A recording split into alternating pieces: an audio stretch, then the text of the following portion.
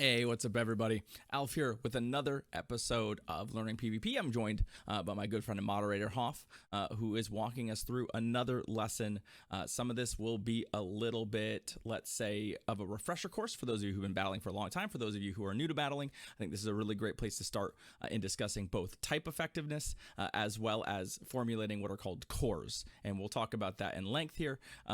We have some more advanced lessons coming on this. I promise you, if you are a more intermediate battler, there's a lot of really good content coming your way in this series, so I hope you'll stick around. At the end, we do have another homework assignment. I've got all the information, links to our Discord where you can participate in that sort of active learning as well in there, as well as a link to the full VOD on Twitch. There's a lot of edits here to cut out some extraneous banter and stuff, so if you want to see all of that, links are down below. But I appreciate y'all watching. Enjoy the video, and I'll see you next time. But yeah, so we're into the second week. If you want to go to the next slide. Sure. So I adjusted the dates on this, updated the like scheduled out. I removed the review sections in between because I think we'll go a little bit over each previous course in this. Yeah. And then we'll still have the final. Awesome. So last week we went over IVs and we went over PV Poke. I think that was mostly important around using PV Poke. One of the best tools for learning your way in Pokemon Go PvP.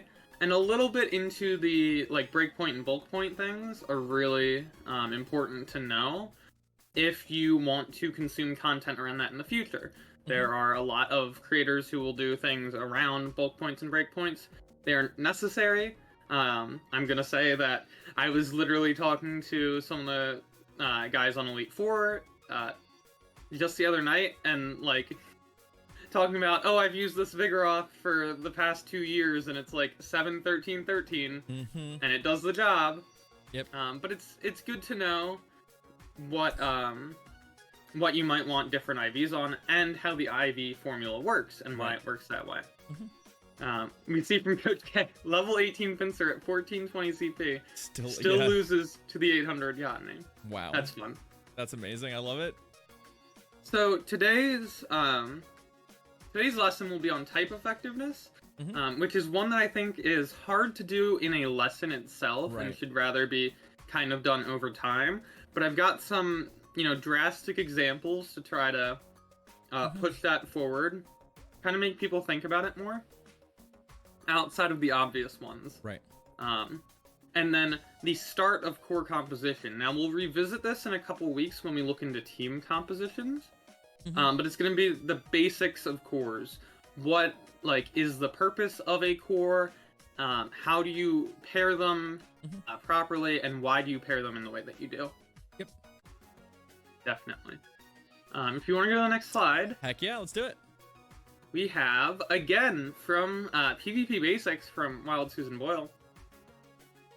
And available in many other places as well. This is a very cool idea. Will chat learn to predict the Backmon properly? Oh no, it or shows will up it on always screen. be Dialga? Thanks, Coach K. Appreciate That's the very biddies. good. No, but you'll see this type chart in a lot of places, and it shows you what types are good against one another. And you can also see, the straightforward ones I have kind of listed on the right. Water beats fire, fire beats grass, grass beats water. And then you figure out the rest as you go, and then you get to weird ones like bug resists ground, and rock resists poison, but it doesn't resist bug, and it's like there's some rules going on. This is also why if we see on this chart certain defensive typings are really good. If you see that steel column at the top, there's a lot of red triangles. It means it resists a lot of things. You'll see dragon as well. There's a reason I've gone back to this multiple times. There are 4 really ultra overpowered typings in Pokemon. These are kind of routinely what you'll see at tops of metas. Water type is very strong. Fairy type is very strong, Dragon type is very strong, and then obviously Steel type is very strong. Those are a good mix of resistances and or effectivenesses. Steel being a good example. It's got the best defensive typing in the game, but relatively poor offensive. But you'll have it, come through in other areas. Fairy's kind of good on both. Dragon's kind of good on both. Water's kind of good on both. Yeah. You'll see the other side of this as well. The types that are kind of weaker in general. So you have Grass, which is resisted by a lot and takes super effective from a lot. And Bug, which is the kind of flagship weak typing that you see throughout Pokemon games. It's not unique to Go, and that might be playing into why bugs are kind of underrepresented in Go PvP as well.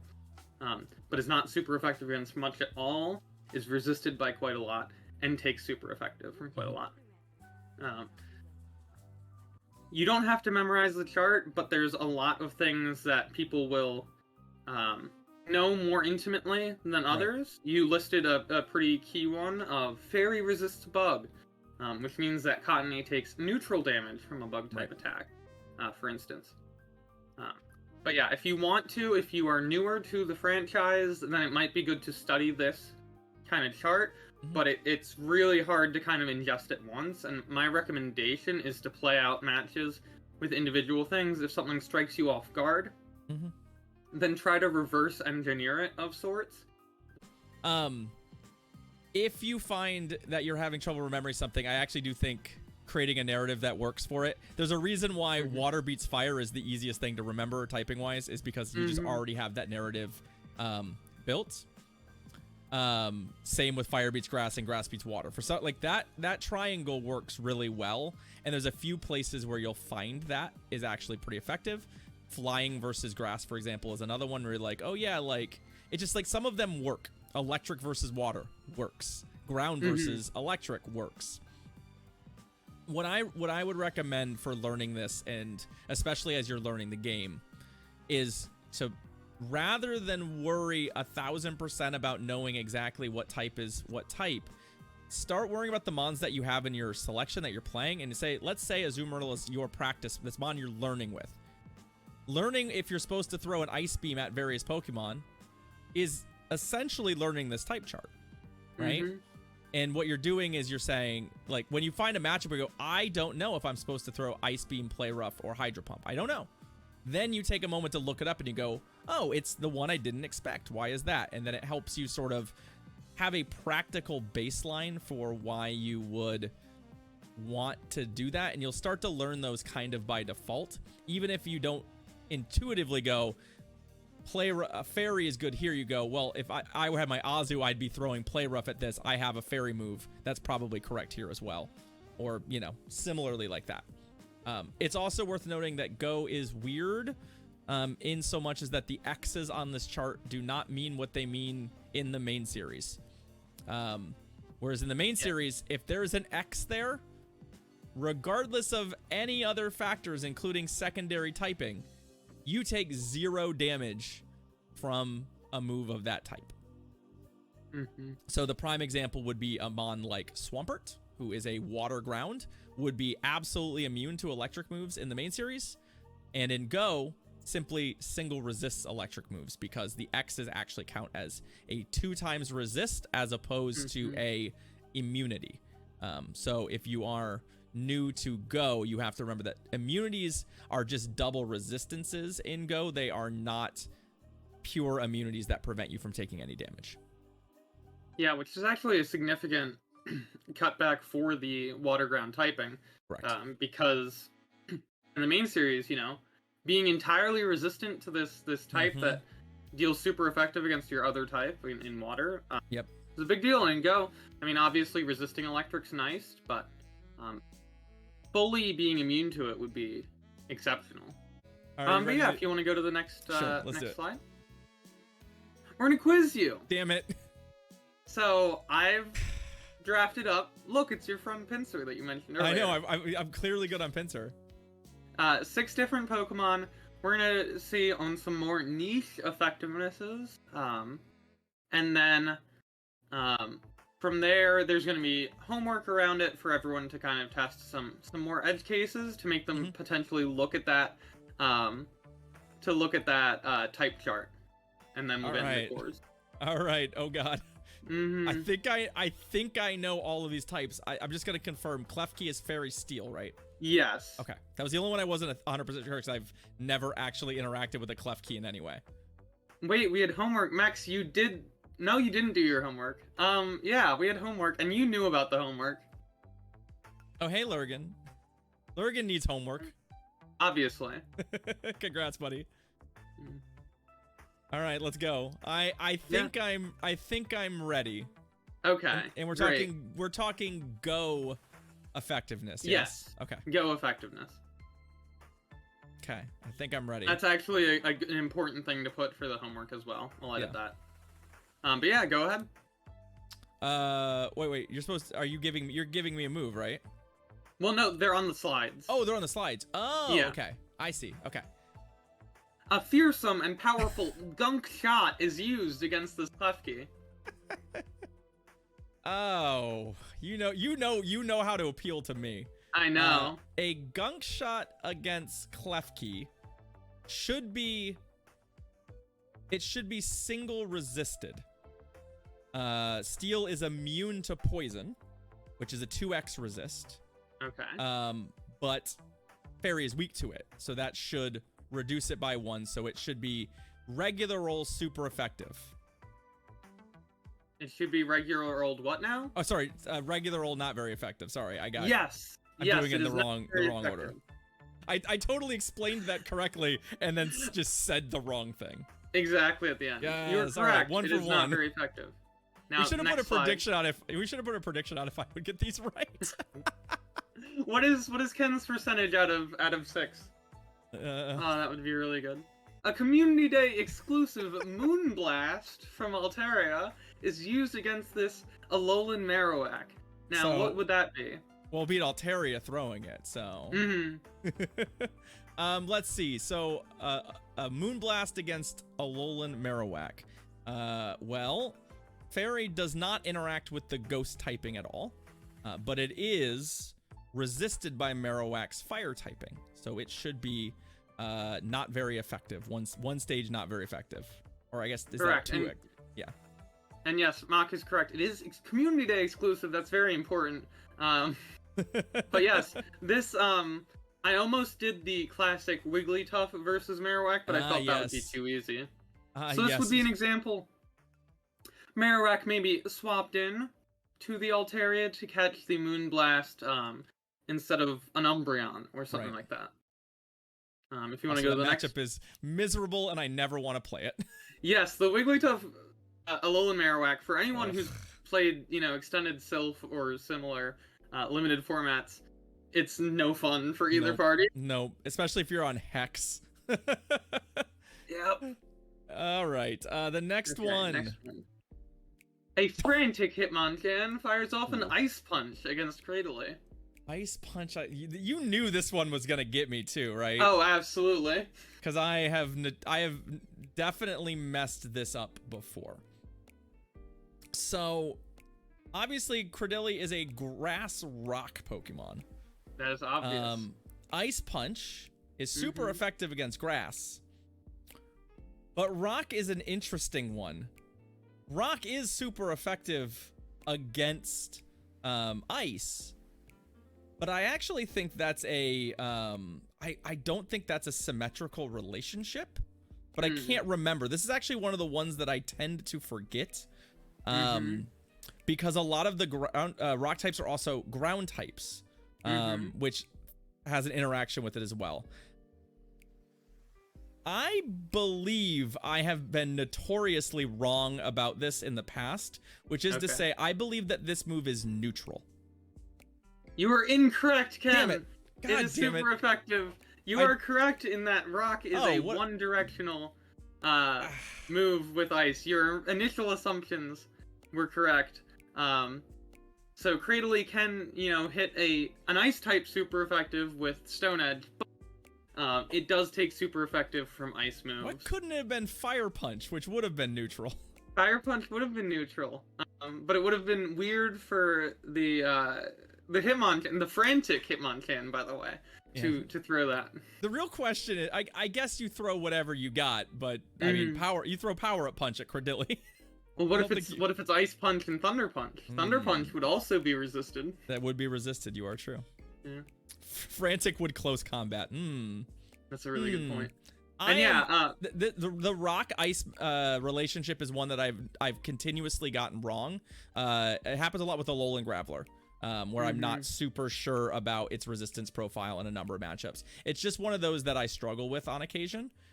It sounds like I was totally right, but I metagamed myself out of it by thinking that I had been wrong in the past. Yep, you had everything right, and then you were like, but I think I'm wrong. I feel like I've been wrong about this, and the answer is I've not been wrong. My instinct that rock is a terrible defensive typing was right. Yeah, so Mock mentioned ice is a really good offensive typing. Rock is also a really good offensive typing. We mentioned typings earlier around like the really strong ones, which are water, steel, fairy, and dragon. Those are good because they're usually good either extremely in one direction, steel being ridiculously good defensively, or both offensively and defensively. Ice and rock are very good offensively, pretty poor defensively. Right. As well. But yeah, if you want to go to the next one. I will, yeah. There's a prediction up of whether or not I'll get this one right. I know what it is, or at least I know what the mon is too. I don't even want to show him yet. I don't even want to show him until the prediction is locked. It's a fast predict though. Your time is more than halfway up. Really speedy prediction.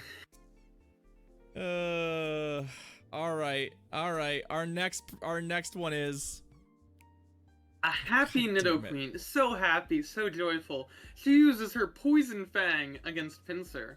Oh, why did you have to pick? That's the one too. See, boy. I picked ones that I hoped would give anguish. Bug is weird. Bug is very weird. Poison is not that weird, but Bug is so weird. The other thing that's really becomes very confusing with this is the vast majority of bugs are also poison type. Like a ton of them are. Yes. Like probably greater than half of the bugs that you'll see in GBL in your time are poison type. And I do believe that poison resists poison.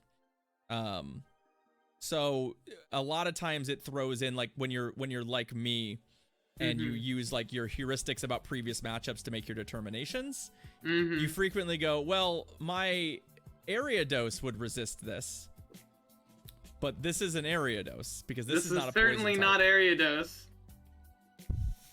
I want to say that Bug does not resist poison, and that would be neutral. You're correct. Yes! You are absolutely correct. A Nidoqueen's Poison Fang would deal neutral damage against this happy Pinsir. Both of them very happy. The reason I remembered that was entirely Skorupi in Little Jungle, where it is totally fine to throw cross poisons because it is a better move than Aqua Tail is. Against what? Against an opposing Skorupi. If you're in a Skorupi mirror, if you want to fish for a boost early, it doesn't hurt that bad. It's not neutral. It's resisted. Yes. Okay. But it's only single resisted. It's not a double resisted nightmare. Oh, okay. I see now. Yeah. If it were double resisted, you would never want to throw it because it would just be too little damage. Exactly. It would be pitiful. But in this case, it's like it does okay enough damage that I don't mind fishing for a boost in a matchup like that, because if you get one, it flips the matchup entirely. But that is exactly how my brain works. Mono Bug is a really rarely used typing. It's also why we'll get into later in this bug resisting ground, and I mentioned that with the type table as an interesting one. Yep. Because so many bug types are also poison types. Yep. Ground is normally neutral, but you get, a Whiscash in against a Heracross, and suddenly it's a really interesting matchup because they resist your mud or bombs if it's complementary, as in like a Escavalier. We're taking only neutral. You're still taking neutral, but you get the benefit of a lot of the steel typing, and Bug is actually mitigating one of your few weaknesses, which is kind of nice. Definitely, yeah. Bug Steel is a really, really interesting typing, for sure. All right, we're up to the next one. There's another prediction that's oh no, the prediction is good. Okay, good. We're good. Okay, next one. A mischievous Qwilfish uses Fell Stinger against Solrock. Oh no, this was on that other slide. Yup. Solrock is a rock psychic. Correct. Fell Stinger is a bug move coming out of a water poison Pokemon. Yeah, but that part's not necessary. I know, it's not. That's flavor text. I'm fairly confident on this, and I feel like this is one that I've had to learn the hard way because I frequently in the moment will make this mistake. Rock does not resist bug. It's super effective in return, but once again, Rock, not a great defensive typing. I'm pretty sure it doesn't actually resist, making Fell Stinger super effective in this matchup. You're correct. Woo. It is super effective. I learned this quite a bit difficultly when I used Solrock in the Sylph Sorcerer Cup. There was a lot of Beedrill in that cup, and taking super effective Fell Stingers as a rock type was not the most pleasant experience. My place where I've painfully learned this repeatedly is in Crustle mirrors, and formats where Crustle is a thing, where you want to be throwing the bug moves at Crustle. Yeah, or at least like that, or not even that, but like when you have like a bug move and a resisted move, that it's actually quite better. I see one more Zabex, by the way. Yeah, there's one more. I don't know. Oh, we're running another prediction. Okay. Yeah, there's some good predictions going. A final. Well, everyone knows that it's Cram because Cram was on that original sheet. Cram was on that original I gave sheet. the 6 Pokemon. So every time I see Solrock, I think fire Pokemon. I feel like I'm fairly confident with Cram's typing, given that there are a number of other Pokemon that I quite like with this typing. Yep. But I'm still. It's gonna be very interesting to see what you've come together. What I've concocted. Okay. Cobble, thank you. Yeah, Crustle Ariados is the one where I frequently just don't realize that I should be lunging in my brain for some reason. I'm like, oh. You sometimes forget that. Yeah, cross poison is really interesting. That's another one that I didn't necessarily list is poison versus rock. It also comes into play versus Magcargo, for instance. Yep. Where you might want the lunge just to reduce damage since both are resisted equally. Correct. All right, so let's take a look at the last one. A speedy Regice, the speediest earthquake in the game, one would say. Is thrown at the Cramorant. That 50 that 5 energy per turn lock on, really supercharging that earthquake. So now what would this be? Now, given Cramorant is not in Pokemon Go, it is important that we indicate that Cramorant is a water flying type. Correct. Despite the fact that its wings do not appear to allow it to fly, it does fly, and its animation includes it flying. Water is quite good against ground, but has no defensive benefits from that. It's a one-sided relationship. However, flying type is immune to ground, as they do not, in fact, touch it. So in Pokemon Go parlance, that would be double resisted. So that's the 3x NVE option there. That's the what? So it's double resisted. 2x NVE. And what's the 3x NVE? Oh, is that triple? Is that actually? Oh, I see. Yes. There are 3 of them there. I'm just fucking blind. Yes. Yes. 3x NVE. We didn't have any in this, but say a Zap Cannon is fired at a Flygon. Yes. Would be 3x NVE, or let's say we have Poison on a G-Fisk. Poison on a G-Fisk, right? Was the one I was getting to. Yep. Those would be 3x NVE. None of these were. So this was 2x NVE. Does that count as right? He did say double resist. Double. Basically, my I was trying to fit it into what's on screen, and I just didn't realize that there were multiple things on screen. I was like, that doesn't seem quite right, but whatever. yeah, I've put all 6 potentials. There's no such thing as 3x super effective because no type is doubly weak to another. That would be interesting, but is not in the game yet. Yeah. So that's it. That's it for your quiz. You did quite well. Just the one miss, and I talked myself out of the wrong answer, which was kind of a shame. Yeah, 5 out of 6 ain't bad. I'll take it. 2 out of 3 ain't bad, and you did even better than that. So woohoo! If we want to go on, I believe the next is getting into cores. There we go. So an intro to cores. Now we're actually more academic about all of this, because typing is interesting, but how do you apply the typing? So duo cores, as is often posited and then either put into a team of 6 for a show 6 pick 3 format, or incorporated into a line of 3, whether with a second core pair or with a safe swap is often done. They're 2 Pokemon with very complementary typing and or move typing.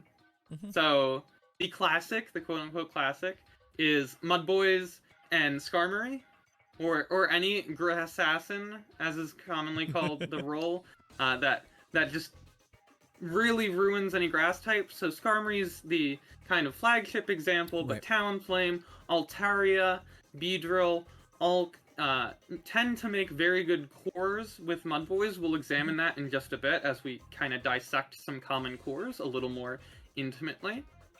Bastiodon and Galarian Stunfisk mainly fear fighting types, water types, and ground types, and they'll tend to pair well with grass types with a secondary typing that resists fighting, such as Tropius, Venusaur, Victreebel, now Trevenant as well.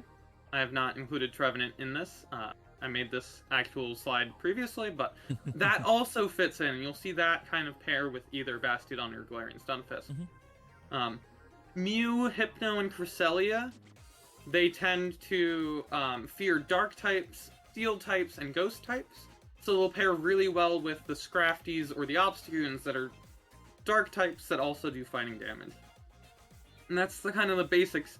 A core, you'll want to see the weaknesses of one Pokemon and cover that with the strengths of another Pokemon, and usually the best cores will do that in tandem. So these Scrafties or these Obstagoons, they'll fear fighting types, and then Mew or Hypno or Cress will cover those fighting types. If we want to go to the next slide, we'll start looking in depth about some of these cores. We're gonna be if we wrote them, I think those are prevalent in some fan games with like the tri-types and stuff. I don't think there's anything that indicates that might be coming to the main series. If it does, could be very interesting, but I don't think that's on the docket. At least we don't have any real confirmation of that. I want to say in battle, I think you can achieve that, because there's like, I know there are the moves that are like Burnout that like remove a fire typing. I think there's like, I want to say it's Soak that makes a Pokemon water typing. There are some ways to mess with typings, but I think that they have a more complicated mechanic than that, so to speak. Yeah, I don't mean to say like, I think there's going to be a Steel Flying Rock Skarmory or something like that. Yeah, and those all replace typings as well, I think, as opposed to add or, well, they do subtract, but I think they more are just like do that. So it certainly would be interesting, but I don't think that's on the docket currently. I guess we'll find out with Scarlet and Violet when we see more information. Yeah, I think it also comes back to, you mentioned this on stream the past few days around regionals. Main Pokemon, VGC, is already very complex. And I don't know that a third typing really does much. Especially with abilities that function in many ways like an additional typing. Exactly. There's definitely a lot of stuff happening there, so it probably does not need... it probably doesn't need that. It probably doesn't. All right. But yeah, anyway. All right, let's move on. We're going to play Matchmaker. Aww. We're going to see... We have three pairs of Pokemon that love each other very much. A very classic pair, a current kind of famous pair, or infamous pair, one might say, in that bottom middle, with Trevenant and the Walrein. And then on the right, classic as well of Medicham plus Lickitung. I think we saw that pretty prevalently in the Love Cup. You can see that they're very much in love together there as well. If we want to get into it. Yeah. So we have Skarmory and Swampert. The classic core. If we want to go back even further, before Swampert Community Day, we had Skarmory and Whiscash as well. But you have their moves there, and then we have their strengths and their weaknesses. Skarmory, notably, very good against grass types. And it's double resisting them, and it's dealing super effective damage to them. Strong against Dragon, because it resists the Dragon moves. Strong against other flying types, because it resists flying type damage. And very strong against Bug as well, because it double resists Bug types. It deals super effective to them. But what is Skarmory afraid of? If we go back to that typing chart, we see it's very weak against Electric. It takes super effective from it, and it deals resisted to it. It's weak against Rock for similar reasons. It doesn't take super effective, but it deals resisted. It's weak to fire type attacks, and it's weak against Steel. A Registeel is not something you want to see as a Skarmory, for instance. Then on the right side, we see Swampert with its Mudshot, Hydro Cannon plus Earthquake attack. Let me move that over into window. It's only a second. Yeah. I'm just slightly, I cropped the screen slightly off. That was like right on the edge. That's fine. Yeah. So, we'll see that Pokemon 2, and I have that labeled still as Pokemon 1. Oh, that's a mistake on my end. We'll see that Swampert is good against the things that Skarmory is weak to, making it a good Pokemon pair for it. Right. It is very strong against Electric. It resists Electric type damage, and that Mudshot and that Earthquake are dealing super effective against Electric. It's strong against Rock. All three of its moves super effective, and it's resisting Rock. It's strong against Fire, also all three moves being super effective against Fire and resisting Fire. And then it's additionally strong against Steel types because it has like ground damage and it resists Steel. Now, what is Swampert weak against?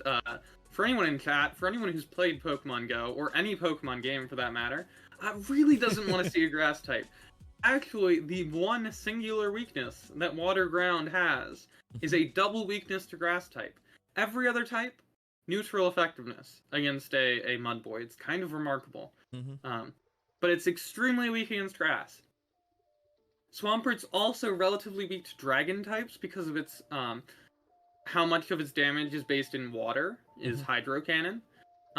Relatively weak to Flying because Mudshot is dealing resisted damage, and if they are either resisting Hydro Cannon, say it's a Pelipper, or a Mantine, or the aforementioned Cramorant, it's going to be giving it some trouble, and then, you know, if the Flying type has any kind of reasonably powerful move, it'll do well.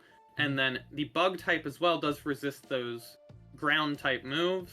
Again, depends on how it interacts with Hydro Cannon.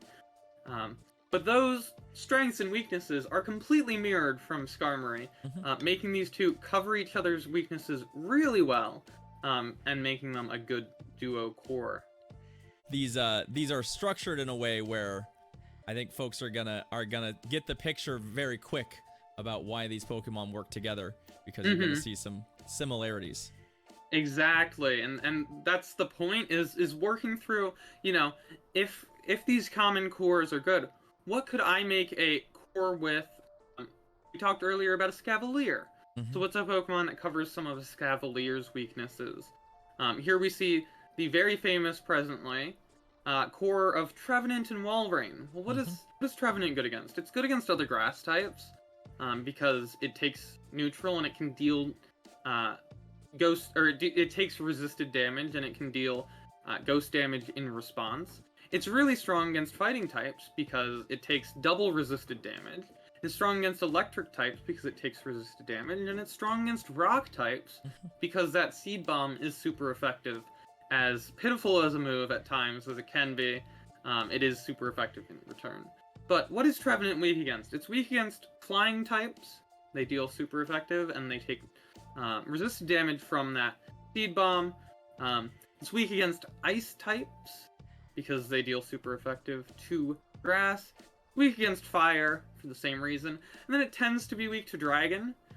If you do go straight Shadow Claw, Shadow Ball, this isn't super intimately experienced that frequently.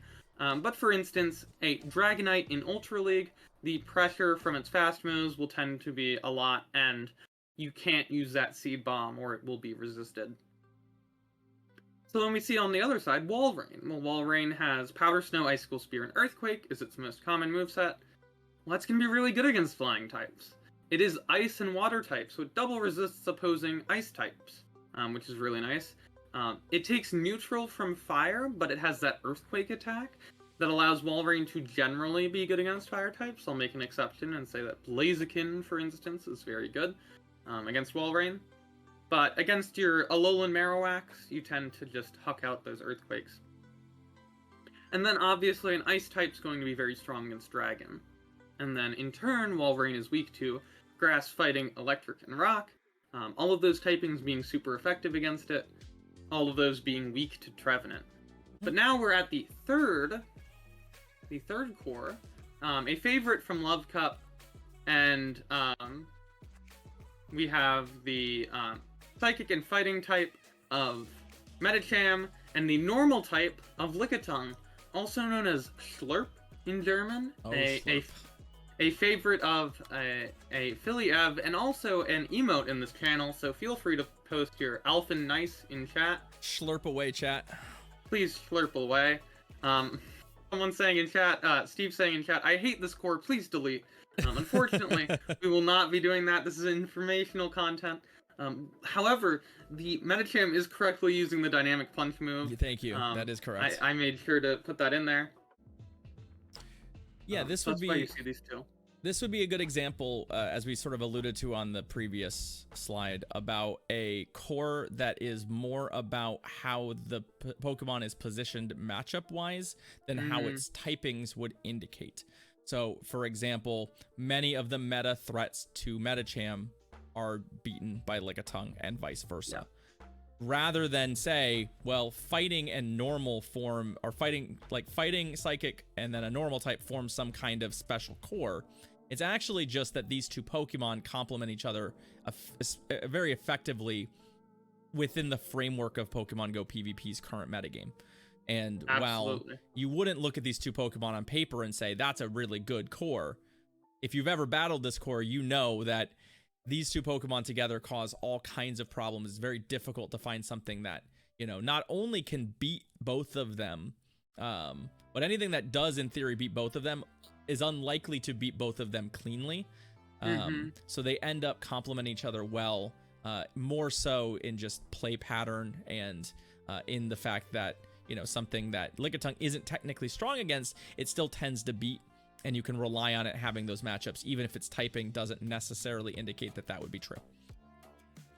Exactly, yeah. These are quite a bit different from Swampert Skarmory, which is the most probably clinical, I guess I would say, matchup.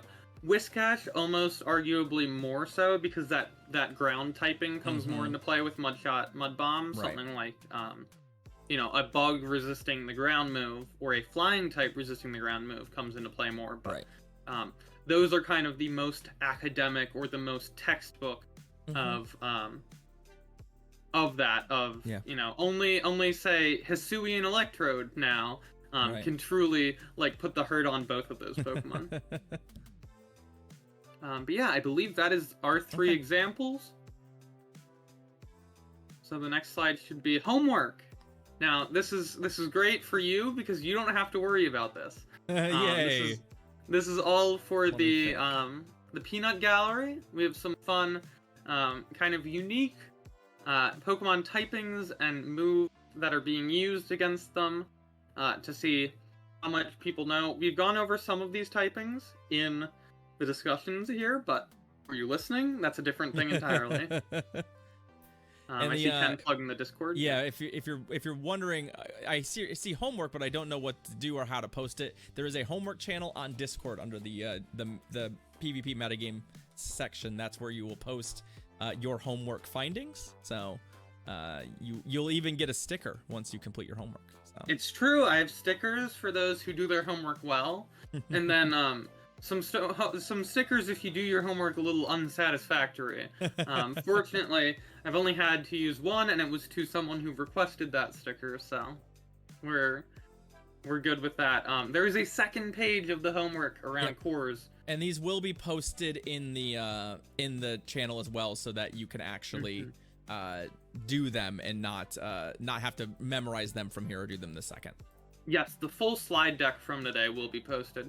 So these are the same kind of style core dynamics that I had with Ken here around Skarmory Swampert, around the Trevenant and Walrein, and then around Medicham and Lickitung, except we have 6 other Pokemon that are kind of unique. We have Scrafty and Talonflame, as I talked earlier.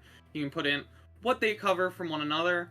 Azumarill and Abomasnow, another common core, one that's been kind of outphased over time because of Abomasnow getting that nerf, and then Alolan Ninetales and Jellicent, a very friendly core in both Great and Ultra League.